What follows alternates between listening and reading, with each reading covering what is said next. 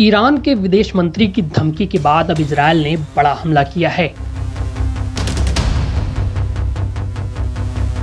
Israel ने 19 अप्रैल को Iran पर मिसाइल दागे हैं, वो भी ऐसे दिन जब ईरान के सुप्रीम लीडर अली खामनेई 19 अप्रैल को अपना 85वां जन्मदिन मना रहे हैं। इस हमले के बाद से ही खाड़ी के क्षेत्र में तनाव बढ़ गया है। तेहरान हवाई अड्डे पर सभी फ्लाइटों को रद्द कर लोगों को घर वापस जाने को कहा गया। वहीं ईरान की ओर आने वाली सभी फ्लाइटों को रोक दिया गया है। ये हमला तब किया गया जब ईरानी विदेश मंत्री ने धमकी भरे लहजे में इजरायल को हमले को लेकर चेतावनी दी थी। हुसैन अमीर अब्दुल्लाहियन ने गुरुवार को वार्निंग देते हुए कहा कि अगर ईरान के रविवार के हमलों के जवाब में इजरायल ने हमला किया तो उसे अफसोस करना होगा। संयुक्त राष्ट्र में मध्य पूर्व से जुड़ी एक मीटिंग में उन्होंने कहा, इजरायली शासन की ओर से किसी भी प्रकार के बल प्रयोग और हमारी संप्रभुता के उल्लंघन की स्थिति में ईरान उचित प्रतिक्रिया देने में संकोच नहीं करेगा।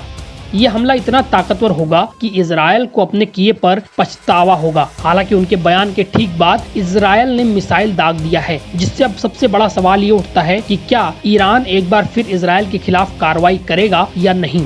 ईरान ने रविवार को इजरायल पर 300 मिसाइल और ड्रोन से हमला बोला था।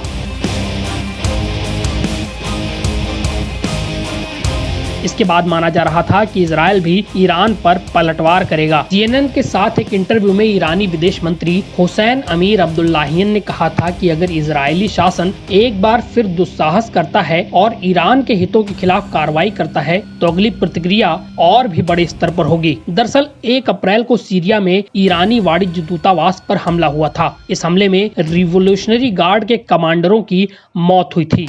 ईरान हमले का आरोप इजरायल पर लगाता रहा है। वहीं इजरायल इस हमले में अपना हाथ होने से इनकार करता है। ईरानी विदेश मंत्री इजरायल की ओर से इसी तरह के हमलों का जिक्र कर रहे थे। इजरायल के हमले के बाद ईरान अलर्ट पर हो गया है। तेहरान से उड़ान भरने वाली सभी फ्लाइटों को रद्द कर दिया गया। वहीं तेहरान आने वाली सभी उड़ानों को भी डाइवर्ट किया गया है। इजरायल की ओर से हमला ईरान के सैन्य टारगेट्स पर किया गया है।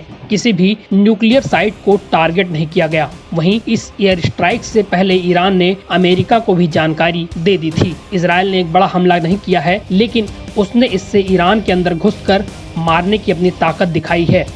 NBT ऑनलाइन की रिपोर्ट।